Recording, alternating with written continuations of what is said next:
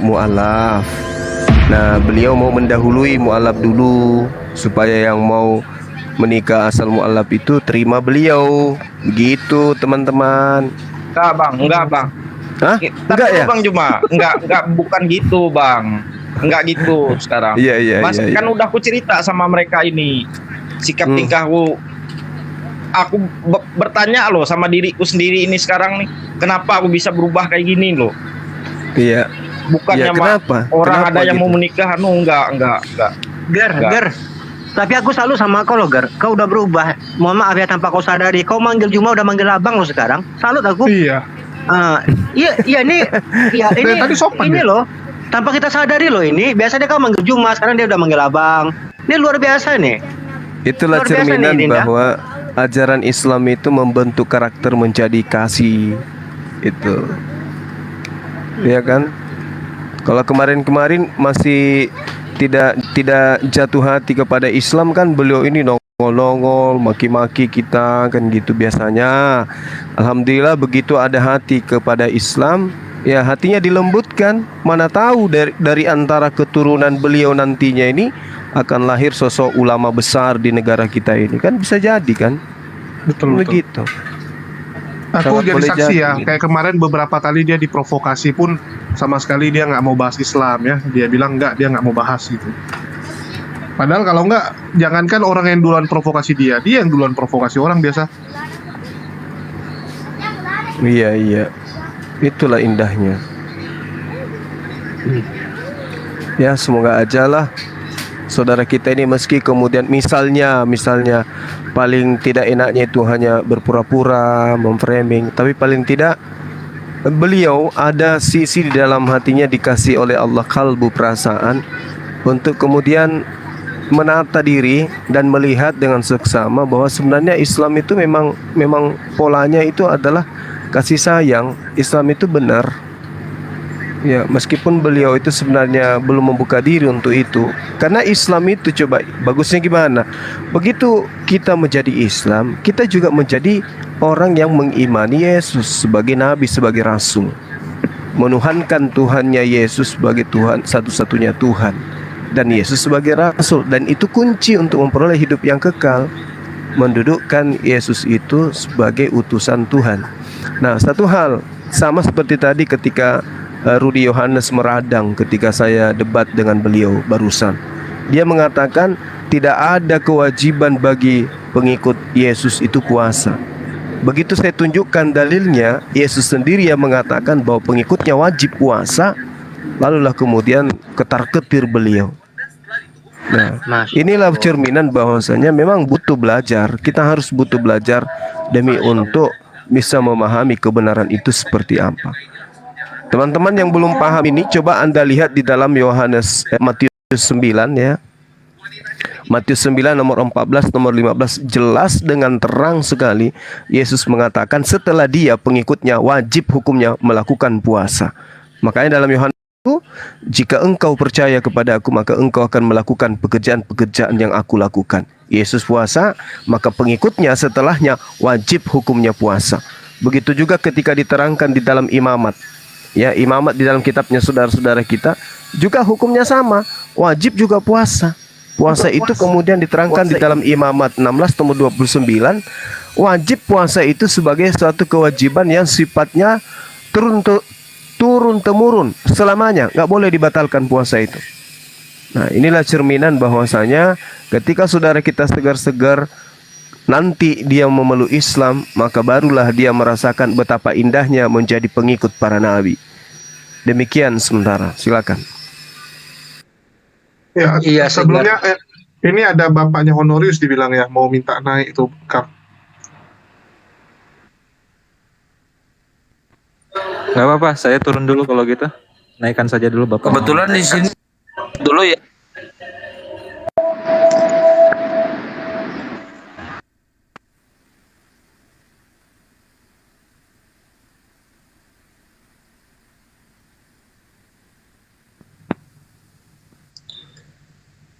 Oke, aku turun dulu deh.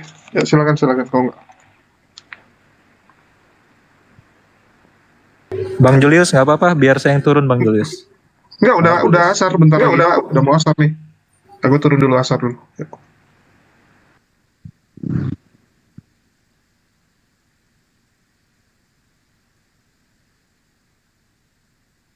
Iya, gimana saudara siapa saudara segar-segar ini tertarik kepada Islam?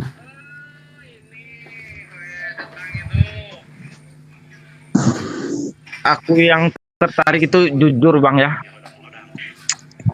Makanya aku lagi belajar sekarang. Nah, yang aku buat tertarik itu kenapa sampai ada perubahan. Dulu kan abang tahu, Bang Juma tahu aku kayak gimana, pendapat muslim tahu. Kok sampai ada perubahan loh. Bahkan enggak di dunia nyata, enggak di Zoom atau di TikTok ini. Itu yang jadi pertanyaanku sekarang itu. Serius. Kok bahkan orang kalau bertemu, orang menyakiti aku berhadapan, aku enggak segala marah, malahan aku sedih, kadang-kadang bisa mengeluarkan air mata. Itu yang jadi pertanyaanku. Kok kenapa sekarang kayak gitu, Bang? Serius. Masya Allah. Ya, orang yang lembut Itu yang hatinya jadi itu pertanyaanku. memang, iya, orang yang lembut hatinya itu memang senantiasa cenderung kepada Islam. Ya, mu'allaf, orang-orang yang dilembutkan hatinya. Kalau mengeraskan hati ya seperti itu adanya. Nah, kenapa kemudian kita memikirkan tentang keselamatan kita? Coba kita lihat dari kacamata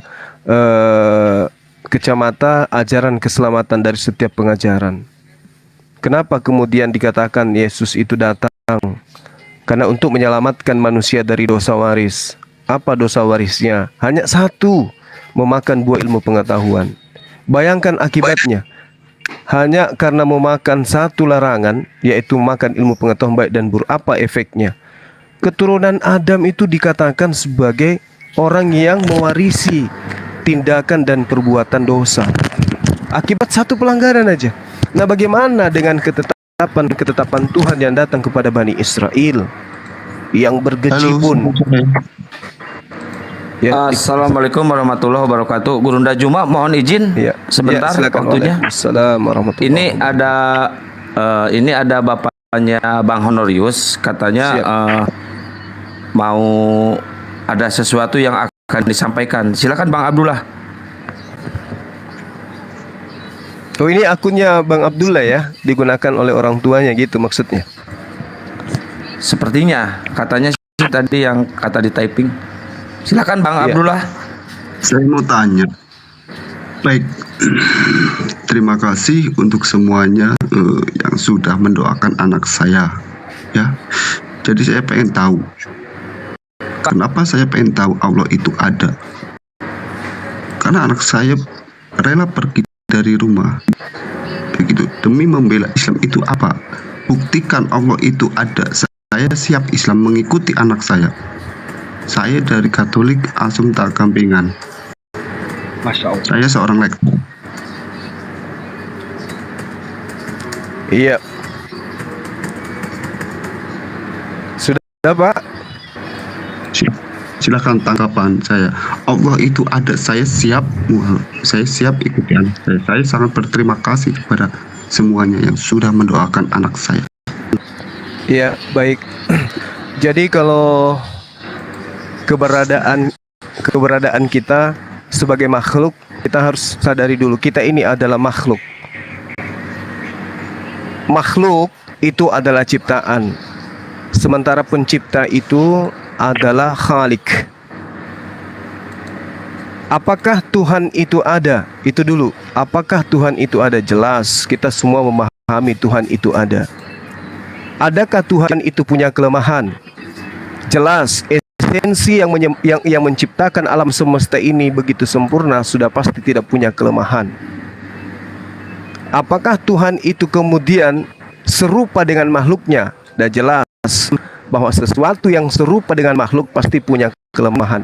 Makanya wujud Allah di dalam Al-Quran itu disebutkan laisa kamislihi syai'. Tidak ada makhluk yang serupa dengan Allah. Nah, bagaimana mungkin kemudian manusia bisa mewujudkan Allah itu? Sementara apa yang lisan kita ingin ucapkan tentang Allah itu tidak bisa kemudian kita mediasikan dengan makhluk. Misalnya Allah itu ada. Kenapa? Karena kita pernah melihatnya dia datang seperti manusia. Nah, ketika kita mengatakan dia datang seperti manusia, maka dia jelas memiliki kelemahan. Nah, coba kita lihat ketuhanan teman-teman kita di luar Islam. Tuhannya seperti apa adanya. Punya enggak sisi kelemahan? Ya, punya sisi kelemahan. Oleh karena itulah kemudian, apakah akal kita ini disetting untuk mengimani sesuatu yang memiliki kelemahan? Sementara pencipta langit dan bumi ini sudah pasti sempurna. Coba kita lihat bagaimana terjadinya siang dan malam. Ya, itu bukti bahwa Allah itu ada.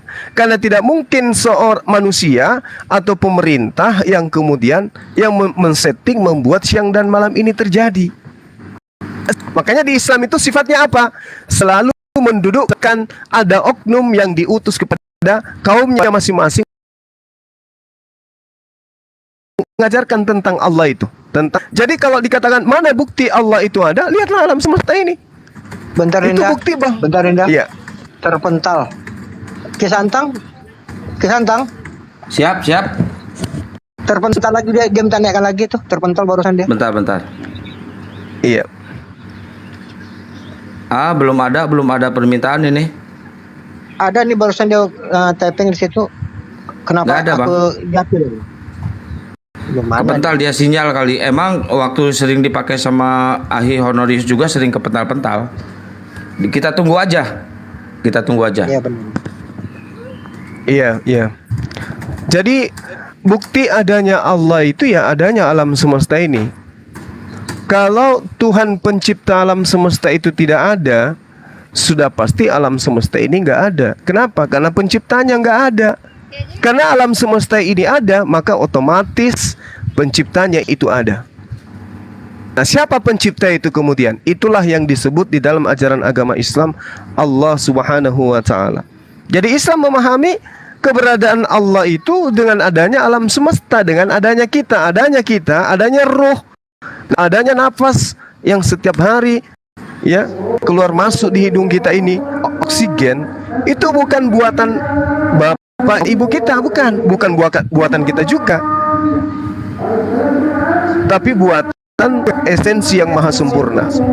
Nah, itulah yang kemudian disebut dengan Khalik, pencipta. Yang di Islam kita imani dengan Allah yang maha suci lagi maha tinggi. Seperti itu. Ya, belum ada permintaan naik ini. Nah, terus buat teman-teman di bawah tolong digaspol dulu ya tab-tabnya biar kuat kemalnya. Enggak, barusan dia ini typing bapaknya. Saya nggak usah naik, saya di bawah aja, nanti saya ajukan pertanyaan, saya tulis aja, dia bilang. Ya tunggu aja. Oh, gitu. Tapi lebih alangkah eloknya kalau di atas kan biar langsung ini. Kalau di bawah kan kadang-kadang kita nggak baca loh. Iya, bagusnya begitu sih. Oke deh, kalau gitu fokus ke seger-seger aja dulu ini. Udah satu langkah lagi juga ini. Seger-seger silakan. Tapi gini, sebelum segar, kamu masih ada di sini? Segar. Ya, Oke. Kalau Ya, kau ya, memang masih ada. kalau memang niatmu tulus seperti itu, insya Allah ya, kita akan welcome. Tapi kalau kau ngeprank kerja kau cari kau. Apalagi guru-guru aku yang kau prank kayak gini. Tapi kalau kau tulus dan sebagainya, kemana kau nanti kau urusan sama aku. Aku ongkosin kau mau ke Jakarta, kau mau ketemu kau sama kita mau ke Makassar, kau ingin ketemu dengan guru Zoom, aku ongkosin kau. Kalau kau serius. Tapi kalau kau ngeprank kerja kau di sini, guru-guruku kau prank, saudaraku di bawah lagi taping kau prank, aku kejar kau. Tapi kalau tulus, oke. Ya, makanya tadi betul kata si Jul, kalau kau benar, kau harus serius. Jangan berubah-ubah gitu loh. Karena ini hidayah. Apalagi kau bilang kau nangis, kau ngingat masa lalu kau tuh luar biasa. Itu Gar. Lanjut. Bang. Jadi gini. Ngapain aku ngeprank, Bang? Nggak ada gunanya buatku, nggak ada hasilnya. Lagian seandainya kalau memang benar aku mualaf bukan cari apa-apa. Masalahnya kalau abang tahu siapa aku, keluarga aku, baru abang mengerti. Masalahnya kalau aku di sini bukan keluarga sembarangan juga. Gitu, Gini Bang Ali, Makanya- sebentar ya. Ini kasihan maksudnya. segar-segar sebentar. Yang tahu segar-segar karena emang orang sana Bang Basin. Saya naikin dulu Bang Basin ya, Bang Ali. Iya ya, aman. Ya. Soalnya udah panjang lebar ngobrolnya, biar Bang Basin yang ngejelasin siapa segar-segar, dari keluarga mana segar-segar. Ternyata setelah saya dengar Gurunda 90% keluarga segar-segar itu muslim.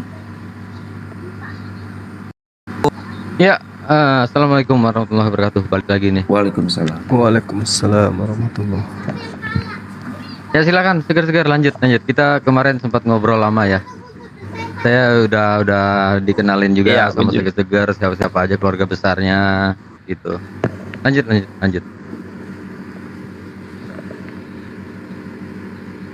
Nah, kalau Bang Sondi berbicara yang apa?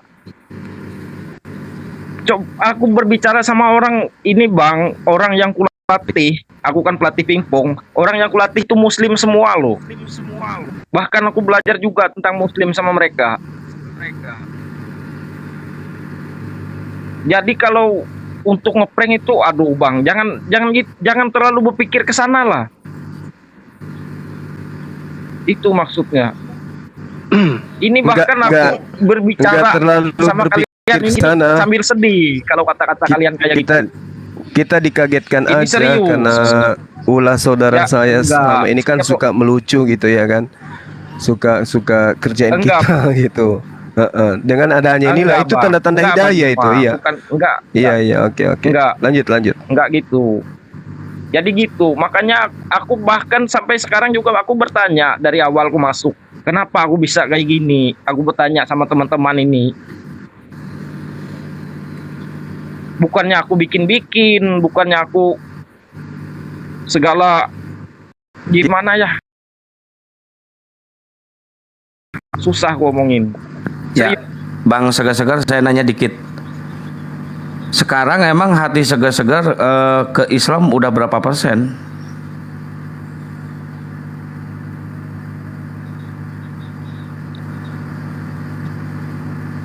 Segar-Segar. 60%. Alhamdulillah 60% ya. Berarti udah Aku lagi mendekati. belajar sekarang, Bang. Lagi mendekati Gurunda. Bukannya makanya Kan dia juga cerita Makanya gini, kemarin, tiap keluarga besarnya itu mayoritas muslim. tiap aku padahal. bertanya sama orang itu bertemu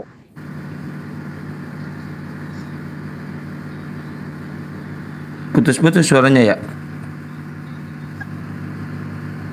tiap aku bertemu sama orang yang pokoknya ada perubahan lah, itu yang bikin aku kenapa aku nih sekarang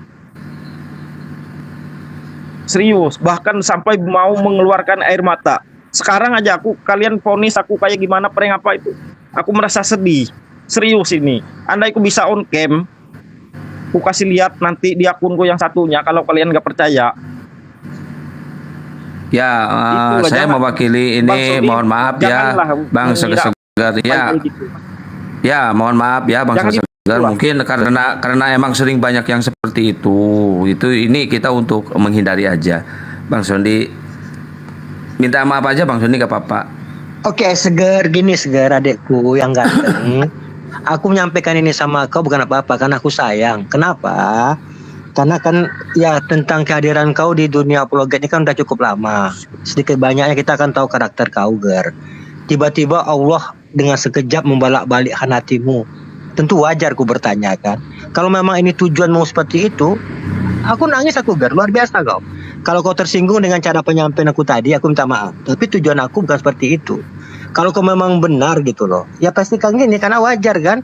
Karena kecuali kau selama ini nggak pernah tampil kau baik di media sosial, di YouTube, tiba-tiba kau ngomong seperti ini, ya mungkin orang ini. Tapi kan kita kan tahu selama ini bagaimana kau itu gini-gini, tiba-tiba kau seperti ini, kan wajar kalau ada orang bertanya seperti itu. Tapi lebih dari itu semua, aku bukan menuduh kau tidak. Ya, aku memberi apresiasi sama kau. Karena jujur aja, dari tadi kan aku bilang sama kau, kau betul-betul udah berubah. Nyatanya apa? Kau mau manggil Cuma udah manggil abang. Itu suatu perubahan loh, Ger. Nah, untuk meyakinkan hatiku dan meyakinkan mungkin saudara-saudaraku, aku ingin bukti lebih kuat lagi. Ternyata seperti ini. Nah, jadi sekali lagi seger, aku bukan masuk apa tidak. Ya tapi kalau kau tersinggung itu aku minta maaf. Cuma semata-mata ini aku takjub aja gitu loh. Saya kan nggak percaya gitu loh. Tapi inilah mungkin kekuatan Allah gitu loh Ger. Oke Ger ya. Oke Ger. Nanti Iya, hilang Bang. gantengmu itu loh. Oke Bang, lanjut, makanya Ger. itu aku juga bertanya kepada diriku sendiri, kenapa aku bisa berubah? Itu yang pertanyakan. Ya coba kau bertanya sama Guru Nda Juma lah. Coba kau bertanya, kenapa bisa gitu? Apakah ini sebagai panggilan atau apa? Coba. Karena kalau segi agama, Iya Bang Juma, benar-benar gimana menurut Abang Juma sampai aku bisa kayak gini loh? Ya itu ku Sampai bilang bisa tadi, berubah itu. tanda-tanda hidayah itu begitu. Tanda-tanda hidayah itu gitu. Tidak ada kemudian kekuatan di atas muka bumi ini yang bisa menghalangi hidayah. Tidak ada. Layaknya kematian. Ya. Tidak ada kemudian manusia mampu membendung hidayah itu ketika dia datang. Ya. Kenapa? Karena Allah yang mengatakan walahadainahum siratal mustaqim, dan pasti kami tunjukkan kepada mereka jalan yang lurus. Nah, kalau sudah ada jalan lurus yang ditunjukkan oleh Allah melalui hati dan pikiranmu, siapa yang bisa menahan itu? Saudara, seger-seger ini belum apa-apa. Bagaimana dengan Abu Bakar, sahabat-sahabat Rasulullah? Bagaimana dengan Umar bin Khattab yang begitu keras menentang Rasulullah, dakwah Rasulullah? Dirimu belum apa-apa, tapi ketika hidayah itu datang, seketika dia bersimpuh, bertaubat, mencurahkan segala kesesalan yang penyesalan yang ada dalam hatinya ketika dia menghujat Allah, menghujat Rasulullah. Apalagi Anda dikelilingi oleh umat Islam yang begitu sayang kepada Anda meskipun kita beda keyakinan. Ya. Nah, Anda masuk ke dunia debat, masuk ke dalam komal-komal yang berbicara perbandingan agama. Sebenarnya itu panggilan, termasuk teman-teman yang menghabiskan waktunya berdebat dengan kami apologet muslim. Sebenarnya itu adalah ketukan hidayah. Seperti Kiamat, seperti siapa, Aderion, Ferguson, itu semua ketukan hidayah. Tetapi kemudian mereka tidak mau menyambut hidayah itu. Mereka menutup diri, masih menutup diri. Tapi ketika petunjuk Allah itu datang, tidak ada satu kekuatan di atas muka bumi ini yang bisa kemudian menahan itu. Jadi kamu gak usah heran, ini petunjuk dari Allah. Ini petunjuk dari Allah. Nah, ini adalah keberuntungan yang diberikan oleh Allah kepadamu. Allah mengatakan, dan mereka yang beriman kepada Al-Quran yang diturunkan kepada Muhammad dan kitab-kitab yang telah diturunkan sebelum engkau, dan mereka yakin akan adanya akhirat, mereka lah orang yang mendapat petunjuk dari Allah, dan mereka itulah orang-orang yang beruntung. Itu yang dikatakan oleh Al-Quranul Karim. Walladzina yu'minuna bima ilaika wa ma unzila min qablik wa ulaika ala hudam min rabbihim wa ulaika humul muflihun. Kamu mendapatkan petunjuk dan kamu akan digiring oleh Allah kepada posisi manusia yang mendapatkan keberuntungan. Gitu. Jadi jangan heran, hidayah itu begitu cara kerjanya. Pertama, dilembutkan hatinya. Kedua, muncul penyesalan. Ketiga, apapun yang muncul dilihat dan didengarkan oleh kupingnya selalu tersentuh oleh rasa dekat dengan Islam, dekat dengan Tuhannya umat Islam, dekat dengan nabinya umat Islam. Itu yang ada. Sehingga orang itu akan menjadi sosok yang hatinya lembut, bicaranya terjaga, sikapnya terjaga. Bahkan tidak jarang di antara mereka sedikit nasihat mereka akan berurai air mata. Itulah para sahabat. Semuanya orang keras, semuanya orang ekstrim, hidup di belantara yang kemudian dikatakan orang jahil, orang beringas. Tapi begitu tersentuh hidayah, mereka seketika memiliki hati yang lembut sutra, perkataan yang begitu lembut seperti salju dan seterusnya. Dan itu tidak menutup kemungkinan terjadi sama dirimu. Makanya saya katakan boleh jadi, sangat boleh jadi dari keturunanmu akan lahir seorang pemimpin Islam di negara ini, menjadi seorang ulama besar, menjadi seorang pemimpin sekolah tinggi Islam. Bisa jadi.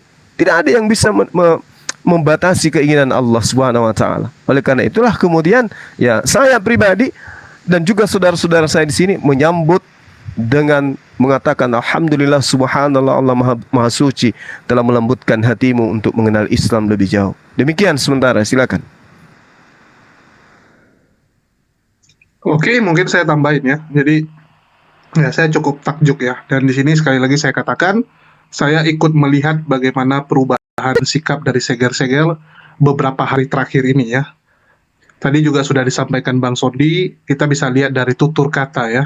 Bagaimana tutur kata Seger-Seger ini mulai tampak ya bahwa dia ini condong ke Islam. Ya, karena di Islam lah diajarkan yang namanya adab dan akhlak.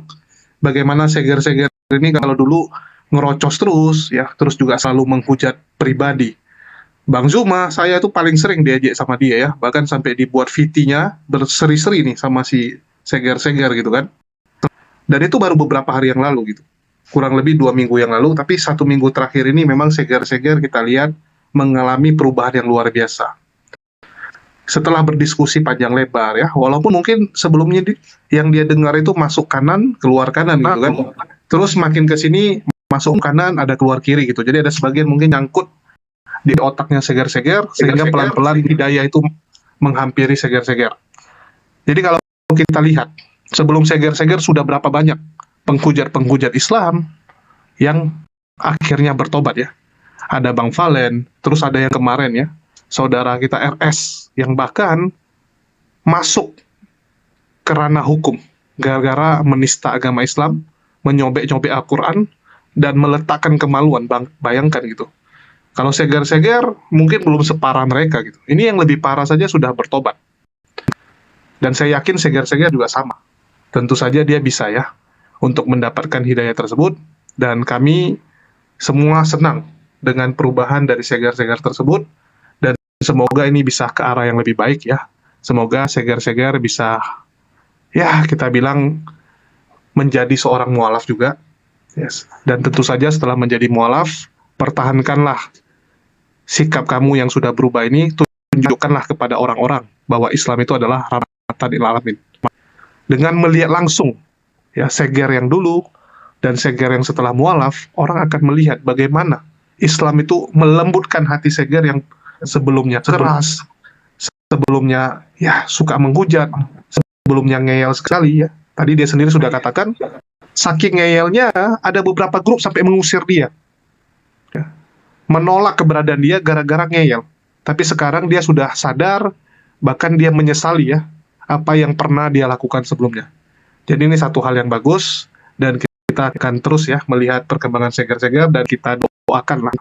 Ya, kita akan doakan Seger ke arah lebih baik, dan kita bantu apapun yang Seger butuhkan untuk lebih mengenal yang namanya Islam. Oke, silakan yang lain. Dan ini akan cukup lucu sih sebenarnya ya, karena kita punya rekaman Seger-Seger waktu ngeyel, bahkan saat mengancam tuh masih ada. Jadi kalau nanti ditarok sekalian dengan saat Seger mualaf, wah luar biasa sekali. Ya, silakan yang lain.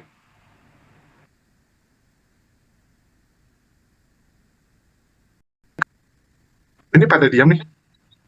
Ya, mungkin Bang Sondi. Seger-Seger kan rencananya di bulan Juni ya, Ger ya, ke Sampit ya, ke tempat saya ya. Halo. Biar Juni kayaknya. Juni ya. Oh, Iya, enggak iya. ya. Juni. Ya. Ya, Popula.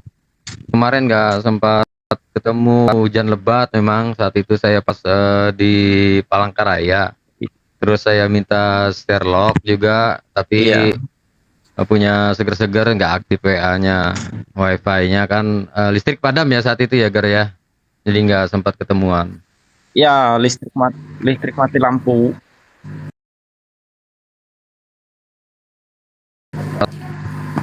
Bang Basim, di Sampit itu kan ada kolam berenang kan?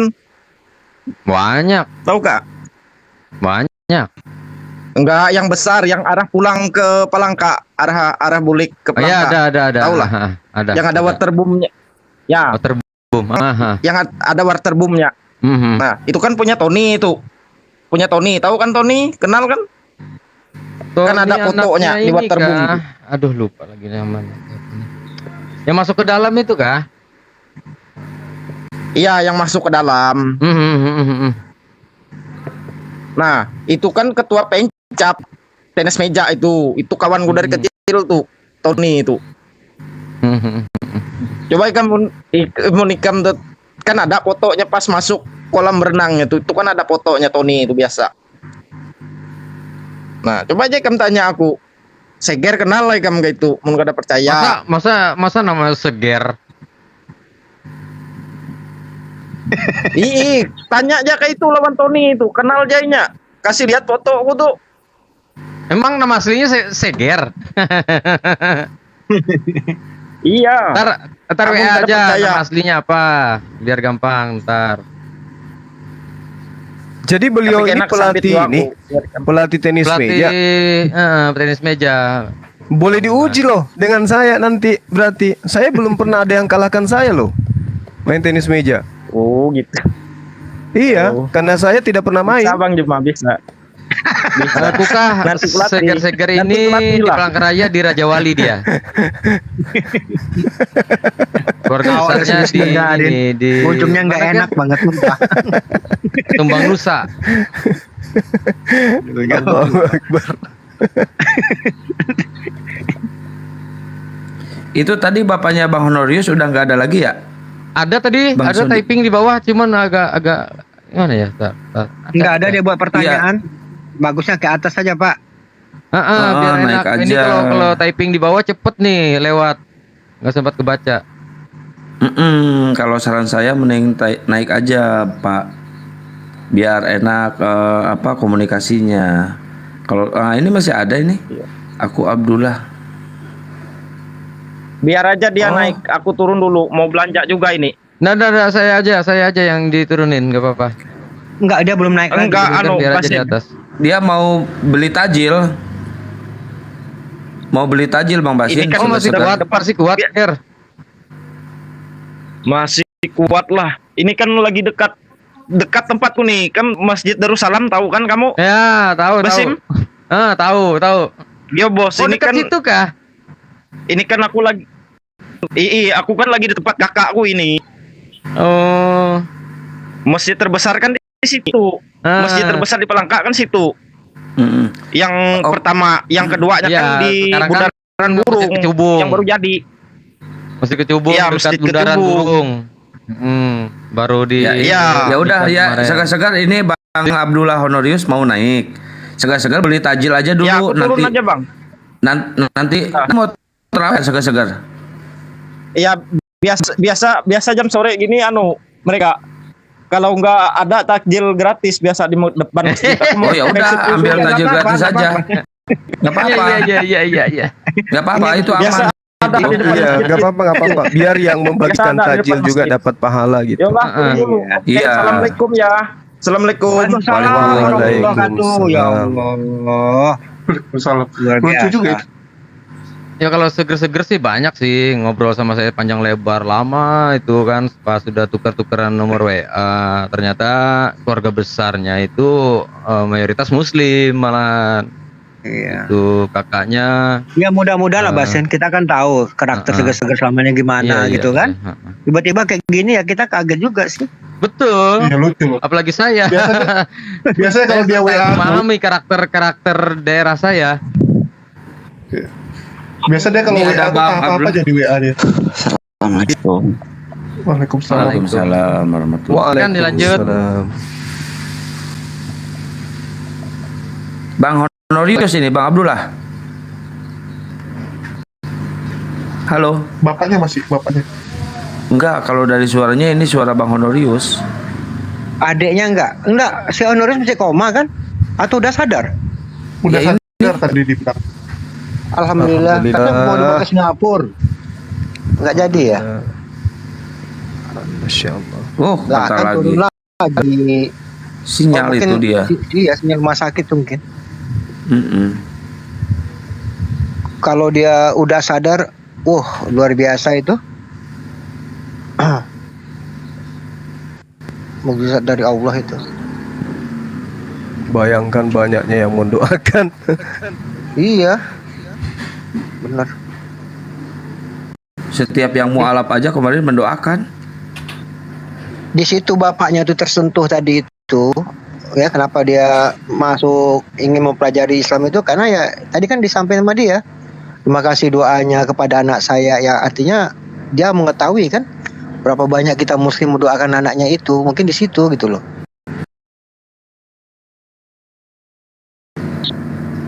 itu kalau kota. Belum ada lagi naik.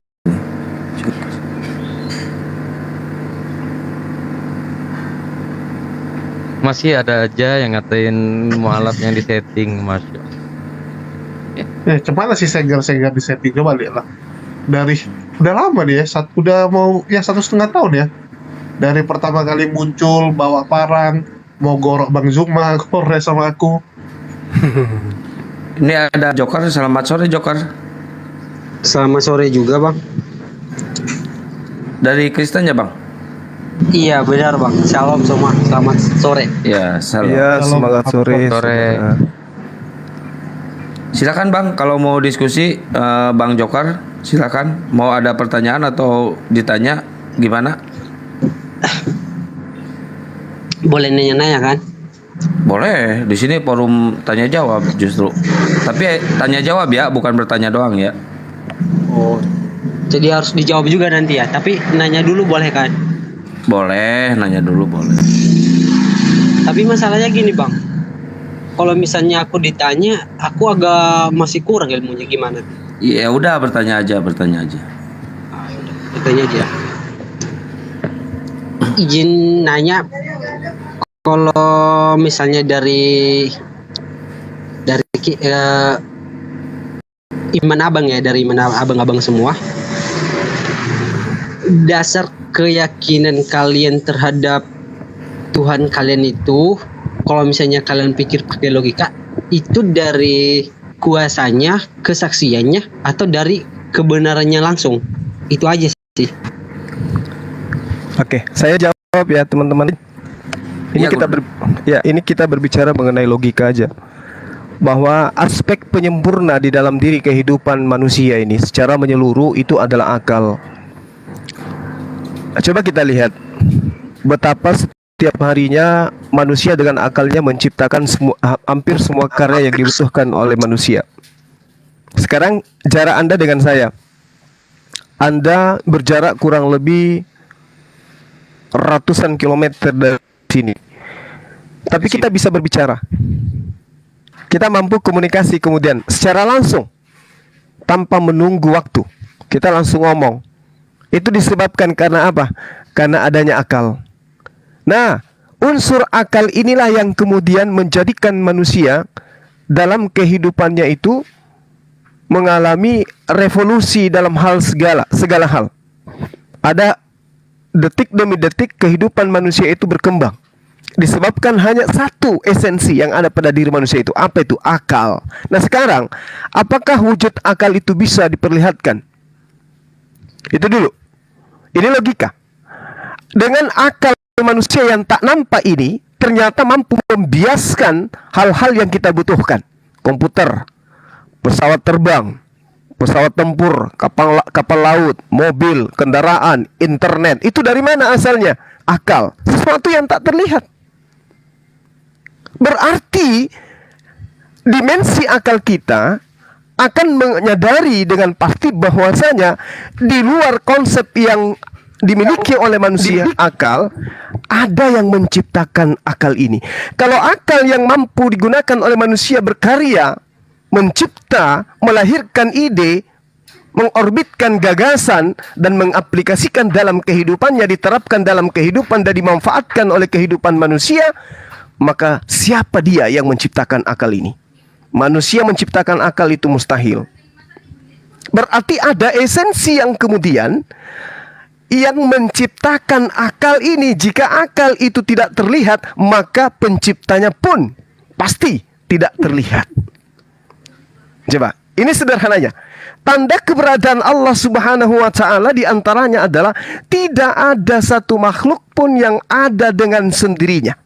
Setiap makhluk keberadaannya tidak ada sebelumnya. Maka keberadaan makhluk berarti ada yang menciptakan sehingga mengatur segala aspek yang ada di atas muka bumi ini. Inilah cerminan orang-orang beriman. Melihat keberadaan Allah seakan-akan sama ketika dia meyakini akalnya itu ada. Meski akal tak terlihat. Akal tak terhampiri, akal tak teraba, tapi efek daripada akal memberikan instrumen yang kuat bahwa tangan, kaki, semua yang dimiliki oleh manusia mampu kemudian melahirkan sesuatu yang tidak ada menjadi ada. Ini logika sederhana. Yang kedua, bukti keberadaan Allah adalah dengan adanya hukum yang mengatur segala sesuatu sehingga teraturlah kehidupan makhluk dan geraknya itu sendiri.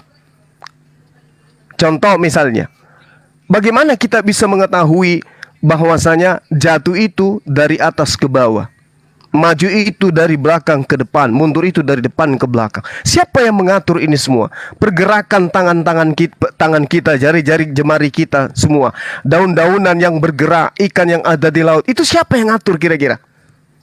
Apakah itu terjadi dengan sendirinya? Tentu tidak. Yang mengaturnya adalah esensi yang paling dahsyat yang disuci lagi maha tinggi. Peredaran danut nadi yang ada dalam diri kita, asupan makanan yang kita masukkan dalam tubuh. Kita makan jambu, belum halus masuk ke dalam, keluar begitu halus. Siapa yang ngatur itu semua? Usus ke-12 usus jari kita ini siapa yang membuat mereka bekerja? Usus ini siapa yang membuat mereka bisa operasional sedemikian rupa? Kita lagi tidur, pabrik dalam tubuh kita itu bekerja. Siapa yang membuat itu semua? Dialah esensi pencipta langit dan bumi. Dialah yang menciptakan kita. Itu yang kedua. Yang ketiga, panca indera, penglihatan, pendengaran, peraba, perasa, penciuman.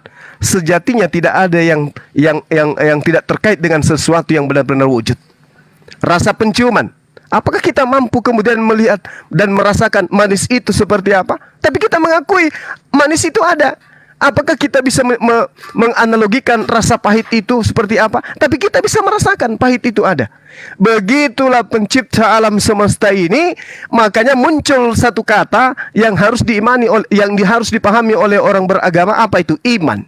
Iman itu apa? Percaya meskipun tak terlihat. Itulah Allah Subhanahu wa Ta'ala. Dialah yang menciptakan segala aspek yang ada pada dalam diri kita. Nah sekarang kalau kita melihat Tuhannya agama ini, Tuhannya agama itu, Tuhannya agama ini, Tuhannya agama itu, bagaimana dengan sembahan mereka? Aku tidak dapat berbuat apa-apa dari diriku sendiri. Gugur menjadi oknum yang kemudian menjaga pergerakan tubuh yang pergerakan sirkulasi darah yang ada dalam tubuh. Kalau dia tidak bisa berbuat apa-apa dari dirinya sendiri, bagaimana mungkin dia bisa mengatur beroperasionalnya jantung manusia? Manusia bermiliaran. Bagaimana mungkin dia bisa mengatur pergerakan ikan di laut? Bagaimana mungkin dia bisa mengatur dedaunan? Bagaimana mungkin dia bisa mengatur musim? Sementara dirinya sendiri tidak dapat berbuat apa-apa dari dirinya sendiri. Makanya cari kepada siapa dia menghamba. Ternyata esensi yang ada di langit. Itulah yang di Islam disebut Allah Subhanahu wa Ta'ala. Itu logika sederhananya. Silakan. Nah, oke. Sebenarnya sih tadi pertanyaan saya simpel ya Bang. Atas dasar yang aku tanya itu dasar ya. Memang sih Abang sempat singgung tadi mengenai dasarnya itu dari kuasanya dia menciptakan yang ada dalam diri kita ini sehingga bisa kita rasakan. Aku udah tangkapnya begitu. Terus yang aku minta tadi kan cuma 3 hal poin tuh. Atas dasar kuasanya, kebenarannya, atau kesaksiannya, gitu kan? Cuman itu belum dipilih, tapi langsung dijelaskan saja. Itu nggak apa-apa. Terus tadi Abang bilang singgung mengenai iman kami juga kan, singgung mengenai iman kami. Saya bukannya bantah di situ, cuman masalahnya Abang berkata seperti itu, tapi Abang sama sekali nggak punya dasar membantahnya. Abang hanya mengartikan arti kata itu saja, dasar, makna dan tujuannya enggak. Dan aku nggak bisa jelaskan itu sama Abang, soalnya dari awal tadi aku sudah bilang aku masih kurang ilmu, jadi untuk menjelaskan itu aku nggak bisa. Tapi nanti Abang cobalah tanya dasarnya di mana, tujuannya dan maknanya. Coba tanya nanti, masih ada yang lebih pintar dari aku Bang soal itu. Cuman Abang, yang aku bilang sama Abang, janganlah ambil kesimpulan begitu. Soalnya kecuali kalau misalnya abang sudah tahu dasarnya, abang paparkan dasarnya, tujuannya, sisi positifnya, sisi negatifnya gini, baru sehingga orang juga bisa punya dasar untuk percaya gitu loh. Tapi aku nggak lanjut di situ, soalnya aku udah bilang dari awal aku nggak bisa menjawab itu semua. Aku hanya fokus saja sama pertanyaan tadi. Kalau misalnya dari kuasa dulu, oke, fix. Itu yang abang jelaskan tadi, itu kuasanya dalam diri kita. Terus berarti nggak bisa ditentukan atau bisa ditentukan bang di antara tiga poin yang aku bilang tadi. Kira-kira dari kuasanya, kebenaran, atau dari kesaksiannya, gitu. Oke, baik. Kalau saja saudara itu bisa menangkap poin yang saya sampaikan, di situ sudah mencakup semuanya. Yang pertama, kuasa, kekuasaannya. Adanya alam semesta ini yang saya uraikan itu tadi, itu terjadi karena kuasanya. Manusia tidak bisa mengatur. Di sini putus-putus bang, sorry. Ya, ya, jaringan Anda, jaringan saudara yang ini nampak merah di tempat saudara. Ya, oke.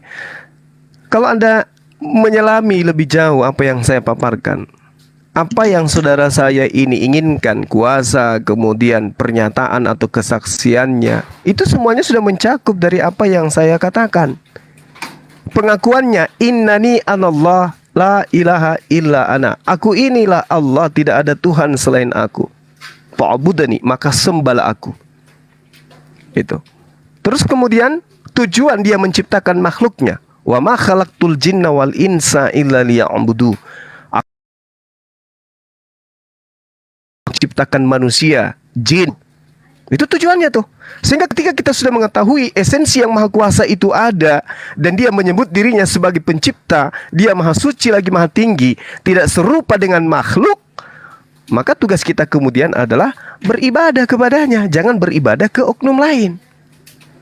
Oleh karena itulah kemudian kemahakuasaannya itu, keberadaan Allah itu bisa kita lihat. Bagaimana kita melihat makhluk mempunyai fungsi dan memiliki peranannya masing-masing dalam kestabilan alam misalnya.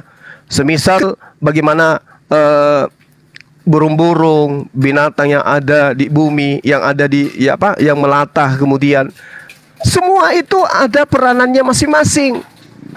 Bagaimana sistem ekosistem yang terjadi, ada pengurai, produsen dan konsumen dan seterusnya. Itu adalah sistem yang diatur oleh Dia yang Maha Pencipta. Itulah kemahakuasaannya.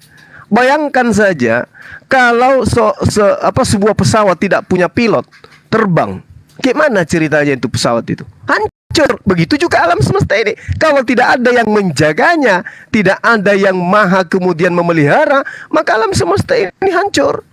Alam semesta ini akan hancur. Ditambah lagi manusia yang gemar membuat kerusakan di atas muka bumi, maka alam semesta ini hancur. Untung saja alam semesta ini alam semesta punya. Itulah yang kami sebut Tuhan pencipta langit dan bumi, yang maha kuasa, maha suci lagi maha tinggi. Seperti itu bang. Maka di dalam Islam itu katakanlah Tuhan itu satu, Tuhan itu maha kuasa, Tuhan itu tempat tergantungnya segala makhluk, Tuhan itu tidak beranak dan tidak diperanakkan, Tuhan itu kemudian yang mengatur sistem apa yang terjadi di atas muka bumi ini. Itulah yang kami sebut Allah Subhanahu wa taala. Laisa kamitslihi syai'. Dia tidak serupa dengan makhluk. Karena kapan dia serupa dengan makhluk, maka dia terkungkung oleh kelemahan dan kekurangan. Dan Tuhan tidak mungkin memiliki itu. Demikian.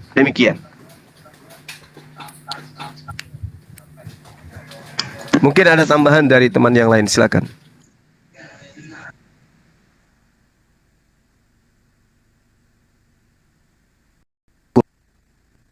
Lanjut Joker lanjut. Oke, saya lanjut bang. Mengapa saya bertanya demikian tadi bang? Sebenarnya tujuan abang sih aku udah tahu, penjelasannya aku udah paham. Tapi walaupun aku nggak bisa ulang balik, tapi maknanya atau intinya aku udah paham, gitu kan. Cuman masalahnya kenapa aku bilang tadi dari kesaksian atau dari kebenarannya atau dari kuasanya. Kenapa aku bertanya seperti itu? Soalnya dulu kita ini kan manusia keturunannya. Kita kan tidak bukan kita lah yang menerima wahyu itu sendiri, kecuali oleh perantaranya. Perantaranya siapa? Para nabi kita kan. Itu maksud aku. Kenapa kita, dasar apa kita mempercayai nabi itu? Itu tujuan aku. Apakah dari kuasanya, atau dari kebenaran dirinya sendiri, atau dari kesaksiannya sendiri? Itu maksud aku. Kalau memang ketiga-tiganya ini menyangkut terlingkup dalam semua yang dia kehendaki kepada kita, coba jelaskan satu persatu kalau boleh. Itu aja. Iya, jadi poinnya gini. Tuhan itu kan bukan makhluk tuh. Jadi untuk dikenal kemudian Tuhan mengutus utusannya. Apa tujuan utusan ini? Untuk memperkenalkan Tuhan itu agar manusia kemudian, umat para nabi ini mengikuti instruksi daripada Tuhan. Melalui Nabi Musa, Tuhan menginginkan kaumnya berlaku seperti ini. Melalui Nabi Isa, Tuhan menginginkan kaumnya Nabi Isa berlaku seperti ini. Begitu juga bagi baginda Rasulullah Muhammad SAW diutus kepada seluruh umat manusia. Makanya seruannya tidak sama seperti seruannya Nabi Musa dan Nabi Isa. Nabi Musa hanya berseru kepada Bani Israel, memperkenalkan pencipta langit dan bumi. Wahai Bani Israel, wahai Bani Israel. Bani yang lain itu tidak dianggap, hanya Bani Israel kemudian. Tetapi faedah daripada bani yang lain itu tidak diseru oleh Allah. Mereka tidak ada hukum yang berlaku kepada mereka.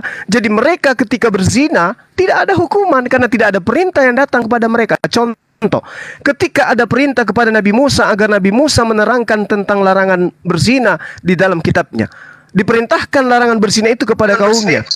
Maka kaumnya ketika berzina mereka berdosa. Kaum di luar Bani Israel yang tidak ada nabi, tidak ada hukum, tidak ada kitab kepada mereka, mereka berzina tidak dihukum dosa. Karena tidak ada rasul, tidak ada pembimbing, tidak ada pengajar, tidak ada jalan lurus yang datang kepada mereka. Nah, sekarang apakah hanya Bani Israel yang ingin diselamatkan oleh Allah? Tidak. Allah ingin menyelamatkan seluruh umat manusia. Maka kudu harus ada hamba Allah yang dipilih untuk menegakkan hukum-hukum pada seluruh umat manusia. Dialah khataman nabiyyin, baginda Rasulullah Muhammad SAW. Makanya ajaran Islam itu sifatnya global dia. Tidak hanya kepada satu kaum, tapi kepada semuanya. Ya ayuhan nas,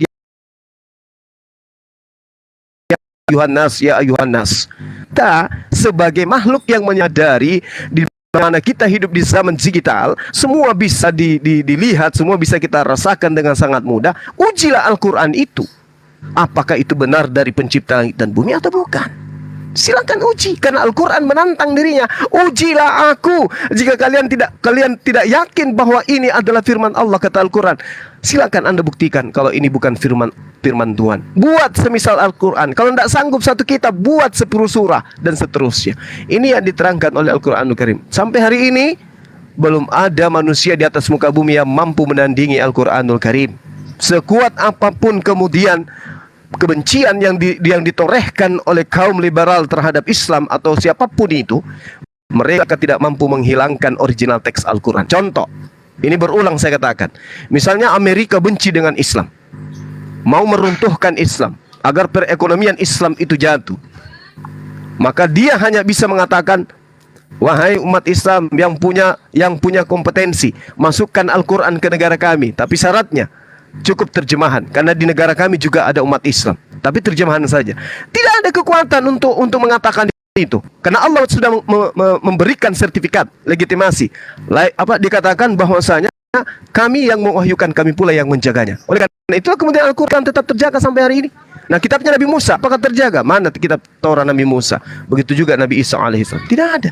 Inilah bukti bahwasanya ketika kita ingin membuktikan kenabian seseorang, maka kita lihat kitabnya, ajarannya, apakah sudah berkesesuaian dengan apa yang dibutuhkan oleh manusia. Karena Tuhan pasti memberikan bimbingan, Tuhan pasti memberikan jalan, Tuhan pasti memberikan aturan yang berkesesuaian dengan fitrah manusia.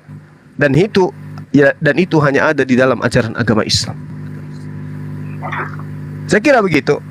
teman-teman sekalian. Mungkin ada yang ingin menambahkan, silakan. Saya sementara untuk ini sementara menunggu tamu datang ya. Ada kebetulan teman kita dari aparat dari Provinsi Kendari, Sulawesi Tenggara, dari Kota Kendari ingin jumpa. Selamat sore. Sore hari ini Ya, beliau menuju ke gunung di mana tempat saya berada sekarang. Ya, silakan, mungkin masih ada Dinda Moto dan yang lain bisa sedikit untuk membantu untuk menjelaskan. Silakan. Ya, aku Kristen aku. Nah, cuman aku tuh punya pandangan berbeda dengan saudara Kristen yang lain. Jadi tuh Yesus disalib itu kan untuk dia menghapus dosa waris kan. Nah, masalahnya dosa waris itu apa sih? Nah, kalau menurut saya itu dosa waris itu kalau kita semakin tua kan kita kan semakin keriput kan. Keriput, rambut rontok, ya kan, bungkuk, terus akhirnya mati. Nah, itu dosa waris itu. Dosa waris itu penuaan yang kemudian kematian.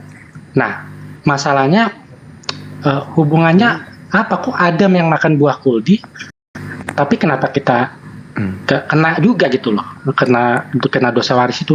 Nah, itu dijelaskan di kitab Ibrani. Itu ada itu cerita tentang Melkisedek dan Abraham. Pada saat itu Abraham itu kan memberikan persembahan kepada Melkisedek. Nah, itu terus disebut hebat banget ya Melkisedek. Maksudnya ini ceritanya agak panjang. Jadi satu-satu Bang. Jadi ajarannya gini. Intinya di kitab. Halo. Satu-satu, jangan Melkisedek dulu, dosa waris dulu. Baru Jadi intinya gini, di kitab Ibrani itu diajarkan kalau sebelum saya lahir, saya di dalam bapak saya. Sebelum bapak saya lahir, bapak saya di dalam bapaknya lagi, dan seterusnya sampai Adam. Nah, kenapa kita bisa kena dosa waris itu? Karena pada saat Adam makan buah kuldi itu, semua umat manusia masih di dalam Adam. Nah, buset. Jadi Bapak percaya dosa waris ya, Pak? Iya, ya dosa waris itu adalah kematian, itu apa?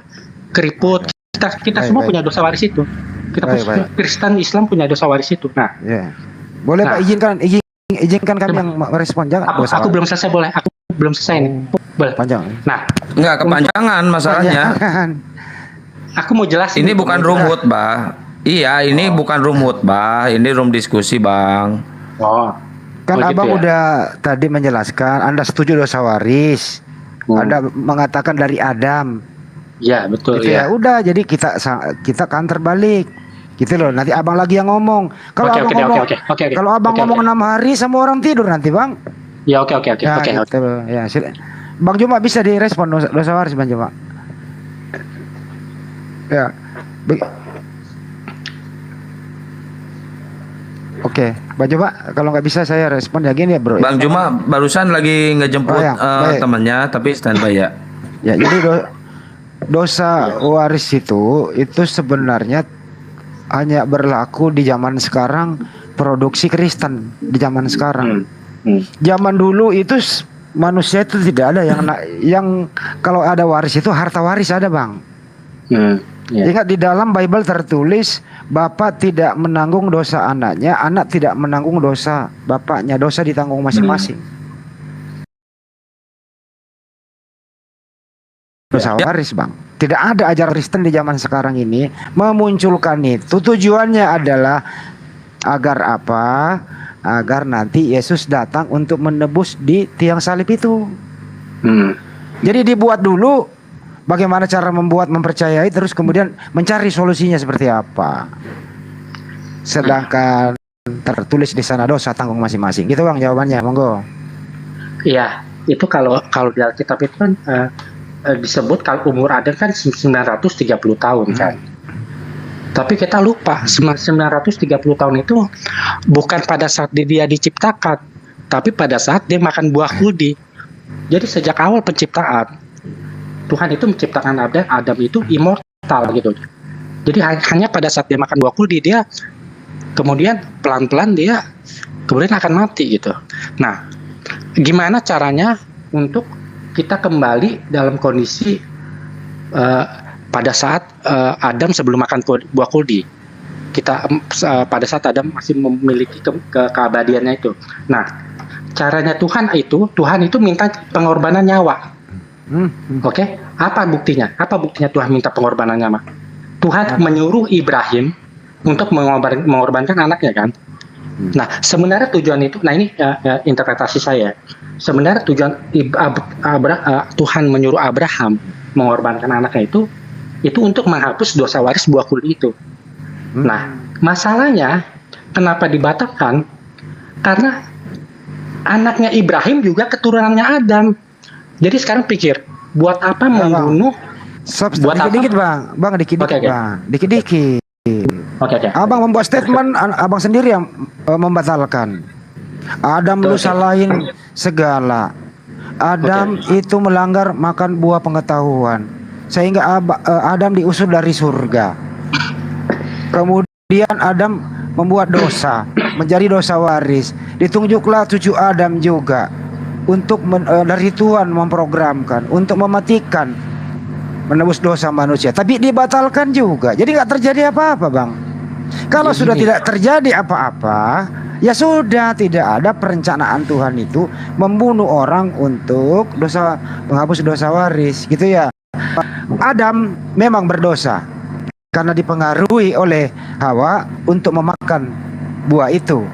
Setelah dia memakan, dia diusir dari surga. Keluarlah dia di muka bumi untuk beranak cucu. Tapi dia sudah minta berdoa, dosanya udah dimaafkan, selesai. Jadi dosa Adam bertanggung jawab kepada Tuhannya.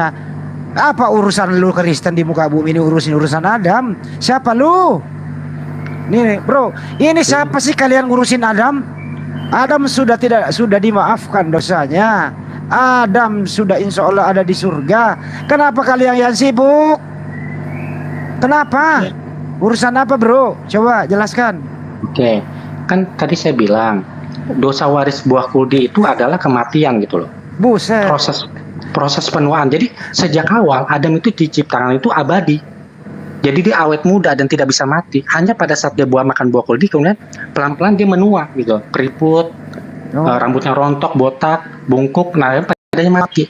Nah, untuk Tuhan mau mengembalikan keabadian itu, gimana caranya? Nah, dia minta Ibrahim kan mengorbankan anaknya kan. Nah, masalahnya anaknya Ibrahim itu juga keturunan Adam.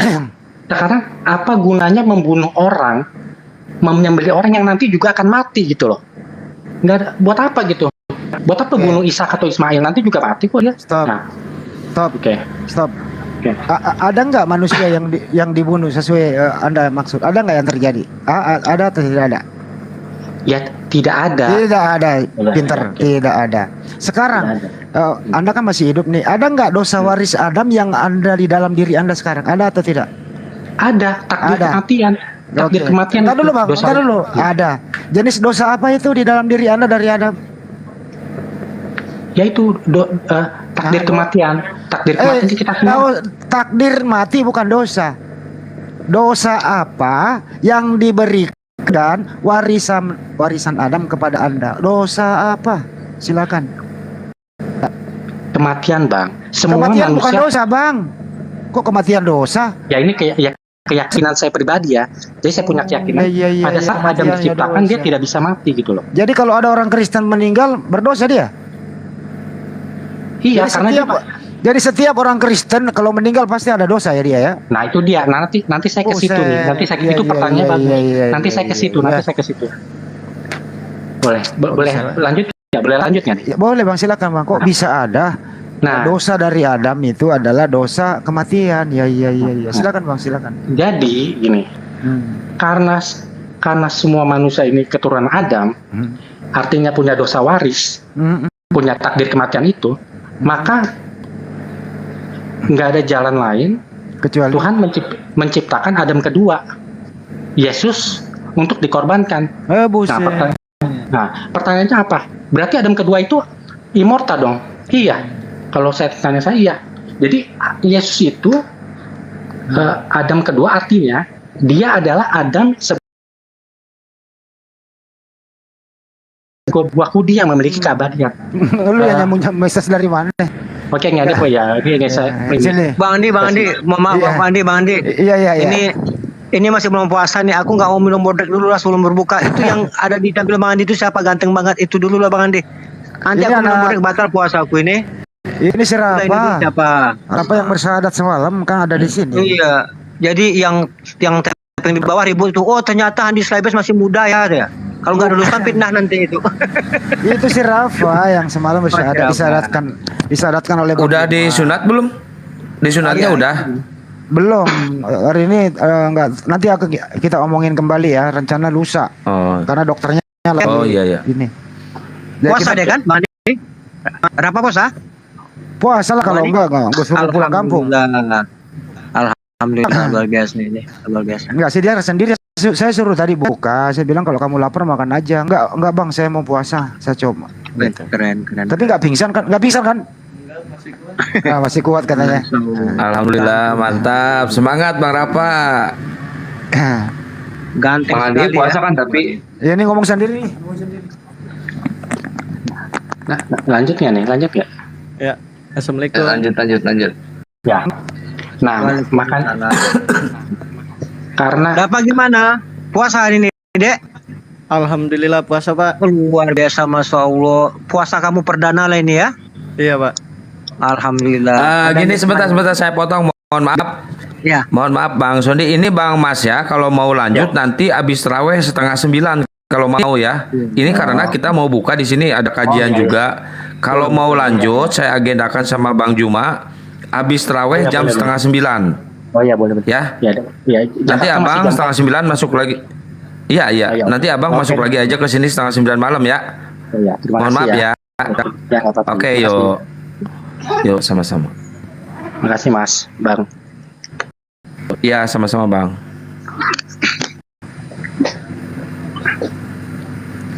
Bapak mau disunat ya? Iya Pak. Ustadz Wapi kemana ya? Kok belum datang ya? Siapa? Ustadz Wapi katanya mau ada kajian menjelang buka puasa jam 4. Tapi belum datang ya? Masih di jalan kali.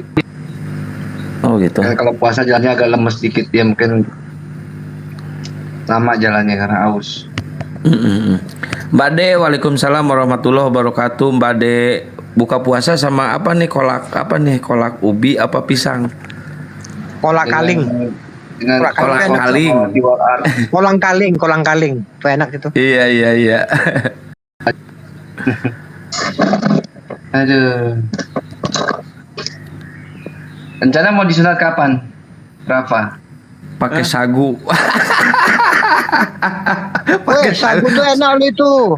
Kesantang. Iya. Kalau di Belum pernah coba. Pekanbaru itu ada mie sagu. Besok aku kirim. Aku minta alamat Kesantang, aku kirim. Weh, mie sagu Siap, itu keren siap. banget itu. Itu makanan khas Melayu Riau itu mie sagu itu enak itu. Masa? Enak banget itu. Kayak kue tiaw itu lebih enak pada kue tiaw. Mie sagu tuh enak itu kan dari Riau itu. Nanti Oh, gitu. aku minta alamat Kesantang lah biar ku paketin. Enak loh itu. Boleh. Mie sagu. Nanti saya DM alamatnya. Iya, Atau iya. di grup Oh, nanti itu ya, enak. di grup. Boleh di grup. Enak itu sagu itu. Berarti Mbak Deni pernah sering ke Pekanbaru nih, tahu dia mie sagu itu orang-orang tertentu saja itu. Itu makanan Wow. Gurunda. Semalam cerita Gurunda kan Alhamdulillah, Masya Allah. makanannya mie sagu itu. Naik Mbak De, ngabuburit. Naik Mbak De.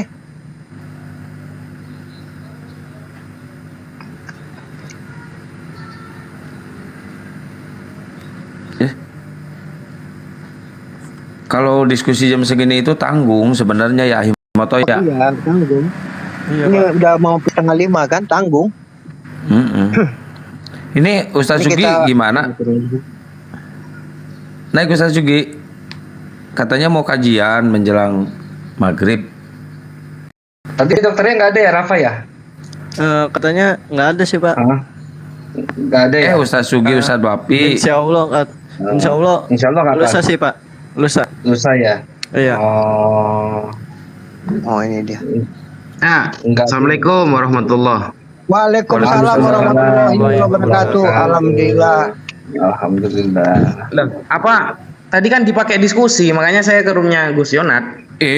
Nggak ada diskusi, cuma ini doang menunggu. Itu mah cuma Keponakanku menunggu masih doang. puasa kan? Keponakanku masih puasa kan? Ya, masih puasa, Pak De. Alhamdulillah. Alhamdulillah. Iya, tadi soalnya ada diskusi, jadi saya ke roomnya Gus Yonat tadi. Mie sagu itu mie Indomie kayak Indomie gitu. Mie sagu Gimana? itu Bang Sondi. Iya benar. Lanjut. Oh iya. Mie sagu itu adanya cuma di daerah Riau. Itu penghasilnya itu Kabupaten Meranti. Itu paling enak loh, itu kayak mihun gitu. Kayak mihun gitu dia. Dibikin ya kayak kita bikin mie goreng deh. Nanti Cara bikinnya bukan pakai kuah tapi kayak mie goreng gitu ya. kayak mie goreng ya, kayak kita buat mihun gitu. Iya. Enak banget Paham. Pakai bawang goreng berarti ya pakai di bawang ini ya. ya, bawang, sambal, kecap. Cobalah menemukan sensasi nanti tuh. Nanti aku kirim aku paketin nanti. Berarti apalagi kalau ditaburin duit 1 juta gitu ya, lebih enak lagi ya makannya. Lebih enak lagi, asalkan yang membuatnya bukan Yuni ya. Kalau Yuni yang buat jadi nggak enak, jadi pahit ya.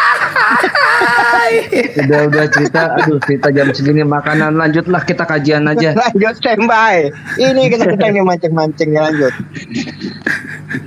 Ya lanjut, Ustadz Wapi silakan. Oke, bismillahirrahmanirrahim. Assalamualaikum warahmatullahi taala wabarakatuh. Bang Zuma, Bang Sondi, Bang Handi, Mas Putu, host dan Mas Raka. Waalaikumsalam warahmatullahi wabarakatuh. Alhamdulillah, wassalatu wassalamu ala Rasulillah Sayyidina Muhammad ibni Abdillah wa ala alihi wa sahbihi wa man wala, amma ba'd. Pada kesempatan kali ini kita ingin membahas hal-hal yang berkaitan dengan as-siyam, puasa. Yang saya baca ini adalah kitab Fathul Qorib dengan Fiqhus Siyam, yang isinya itu Bismillahirrahmanirrahim, Kitabu Ahkamis Siyami. Kitab ini menerangkan beberapa hukum berpuasa. Wa syaraitu wujubis siyami salah satu asya'a. Syarat orang itu wajib berpuasa ada 3 syaratnya. Wa fi ba'dhin nusakhi arba'atu asya'a. Al-Islamu, yang pertama agamanya harus Islam, wal bulughu dan baligh, wal aqlu dan akalnya sehat, tidak gila. Kemudian tambahannya, ada tambahan dari musannifnya atau yang ngarang kitab ini, wal qudrah 'ala shaumi, mampu untuk berpuasa. Nah, jadi orang mendapatkan kewajiban dalam berpuasa harus memenuhi 4 kriteria. 1 saja tidak terpenuhi, maka dia tidak wajib lagi berpuasa. Yang pertama Islam, yang kedua baligh. Kalau baligh itu kalau umur berarti minimal 15 tahun. Kalau pernah mimpi basah juga termasuk baligh, atau wanita yang pernah keluar darah haid itu sudah baligh. Maka Islam, baligh, akal ya, tidak gila, akalnya sehat, dan mampu berpuasa. Itu syaratnya. Jadi kalau salah satu syarat ini hilang, dia tidak wajib lagi. Wa hadza huwa saqitu 'ala nuskhati thalathati fala yajibu shaumu 'alal muttasifi bi'adadi dzalika. Maka tidak diwajibkan bagi setiap orang yang tidak baligh, yang tidak Islam, yang tidak berakal, dan tidak mampu untuk berpuasa. Itu tidak wajib berarti. Wa faraidu shaumi arba'atu asya'a. Nah, kefarduan beberapa kefarduan berpuasa itu ada 4. Syarat adalah sesuatu yang terjadi sebelum apa yang akan dilakukan. Berarti syarat ini harus ada dulu, baru pelaksanaan puasanya. Kalau rukun atau fardu itu terjadi ketika kita sedang berpuasa. Apa saja yang wajib dilakukan di saat orang itu berpuasa? Ahaduha an-niyatu bil qalbi, niat di dalam hati. Jadi yang wajib itu niat di dalam hati, teman-teman. Melafatkan itu tidak wajib ya. Nawaitu shauma ghadin an adai fardhi syahri ramadhana atau ramadhani hadhihi sanati lillahi ta'ala. Itu tidak wajib. Yang wajib itu melafatkannya di dalam hati, dengan bahasa apapun. Ya Allah, saya niat berpuasa bulan Ramadan tahun ini karena kewajiban. Nah, itu cukup. Seperti itu sudah cukup. Nah, yang pertama niat. Fa in kana shaumu fardhon ka ramadhana aw nadhran maka fala budda min ibqa'in niyah lailan. Ketika puasanya itu hukumnya wajib, maka wajib berniat ketika malam harinya. Niat puasa di malam hari itu diwajibkan bagi puasa yang wajib seperti Ramadan atau puasa karena nazar. Karena nazar itu wajib kan, maka niatnya harus dibaca ketika malam. Wa yajibu at-ta'yinu fi shaumil fardhi ka Ramadan wa akmalu niyati shaumihi ayyakula syakhsu nawaitu shauma ghadin an ada'i fardhi hadhihi sanati lillahi ta'ala. Fardhi Ramadan hadhihi sanati lillahi ta'ala. Jadi wajib menyebutkan kalimat Ramadan ketika berniat. Wajib, karena memang puasanya puasa Ramadan agar tidak jatuh kepada puasa yang lain.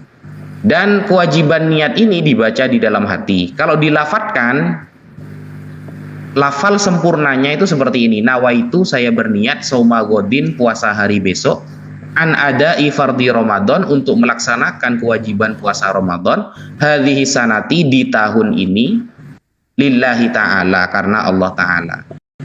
Jadi yang pertama niat. Wasani, kan ada 4 tuh kefarduan untuk orang yang berpuasa. Rukun-rukun orang yang berpuasa ada 4. Yang pertama, aku anil akli wasyarbi, menahan makan dan minum. Wa in qallah, sekalipun cuma sedikit. Al ma'kulu wal masyrubu inda ta'ammudi, meskipun yang dimakan atau yang diminum itu sedikit sekali ketika dilakukan secara sengaja. Fa in akala nasiyan au jahilan, ketika dia makan atau minum dalam keadaan tidak tahu hukumnya atau dalam keadaan lupa, maka lam yuftir, maka itu tidak membatalkan puasanya. Jadi puasa itu, makan dan minum adalah sesuatu yang wajib ditahan. Tetapi kalau orang itu nggak tahu hukumnya atau orang itu lupa, maka tidak dapat membatalkan puasa. Kalau lupa, tidak dapat. In kana qariba ahdin bil islami au nasya'a ba'idan 'anil ulama'i wa illa aftar. Ketika ada orang yang hidup di pedalaman, ada hidup di suatu pedesaan, pegunungan yang jauh dari ulama, jauh dari elektronik, dan jauh dari hal-hal yang bisa mendekatkan dia kepada para ulama, lalu dia meninggalkan puasa, maka hukumnya boleh. Ya, boleh. Karena ketidaktahuannya. Nah, jadi puasa ini bisa gugur ketika orang itu tidak tahu, dengan syarat dia baru masuk Islam dan dia jauh hidupnya dari para ulama. Untuk akses menuju para ulama itu tidak ada, maka dia boleh meninggalkan puasa. Ada rukhsah, keringanan untuk orang tersebut. Itulah kemurahan agama Islam. Yang ketiga, wathalithu, termasuk rukun dalam berpuasa adalah al-jima'u amidan, ammal jima'u nasiyan fal aklu nasiyan. Nah, perkara yang dapat membatalkan puasa, ya, salah satunya itu al-jima'u amidan, kumpul dengan suami istri secara sengaja, berhubungan intim, ya.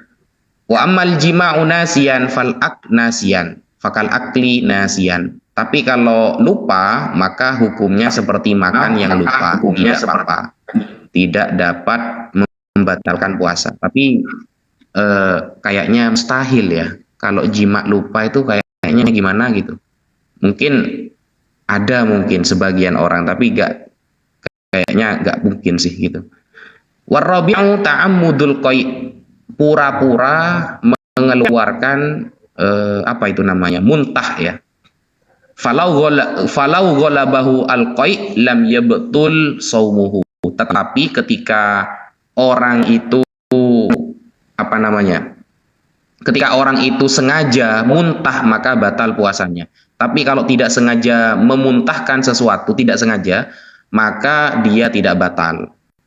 Seperti itu. Maka dia tidak batal. Nah, itu. Dan di sini mungkin sebelum namanya apa? Sebelum saya teruskan, ada yang mau disampaikan, teman-teman? Ustaz. Suara saya jelas gak? Agak double lancar di sini Ustaz. Oh, lancar. Ya. Lancar Ustazku. Di saya lancar. Di saya Kok delay ya? Double. iya, ada yang delay kayaknya ini.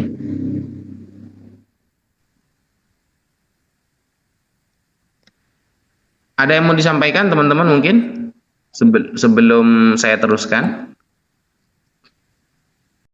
Iya, jadi kalau yang ini Ustaz mau perjelas lagi. Jadi kalau yang kalau kita habis sholat tarawih kan suka sama imam kan suka dibaca nawaitu shauma ghadin an adai fardhu sari bla bla bla lillahi taala gitu kan.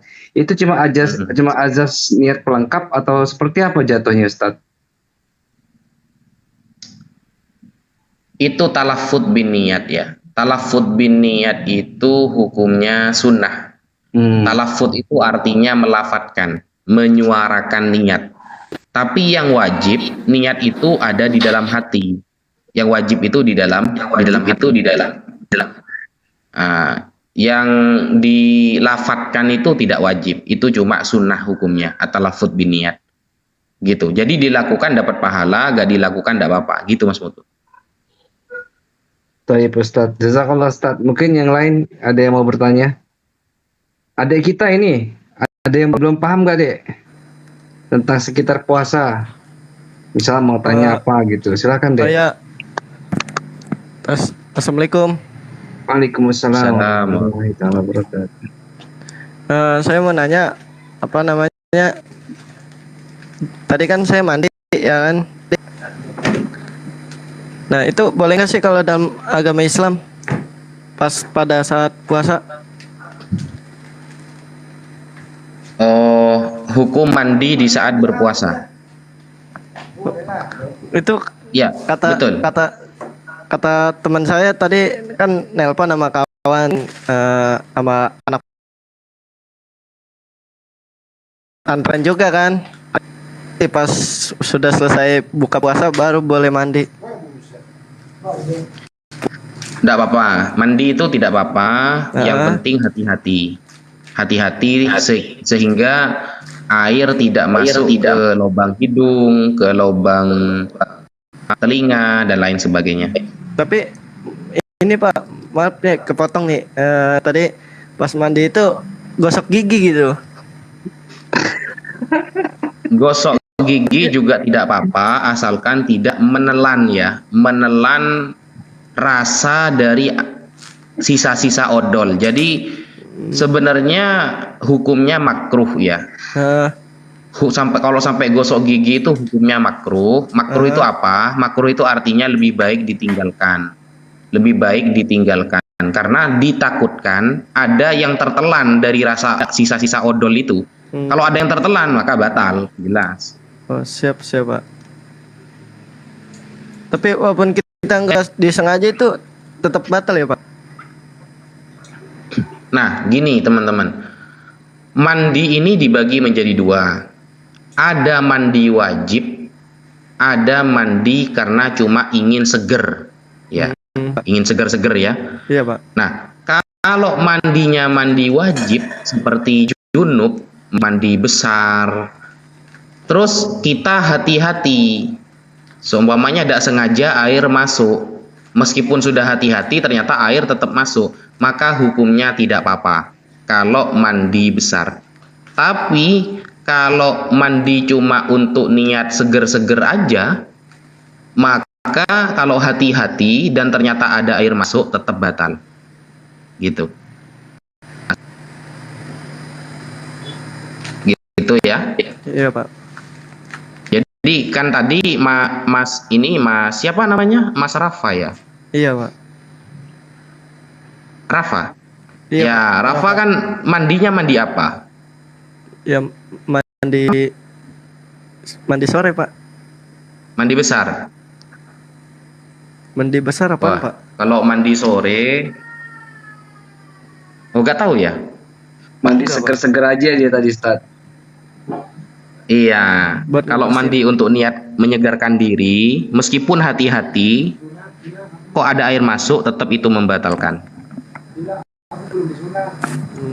Makanya, Oke, Ustaz, ya aku itu. pamit dulu ya, izin turun ya. Oh Siap-siap iya, ada masuk. Sandi. Oke, Kisantang, mau makasih banyak. Moto, Siap.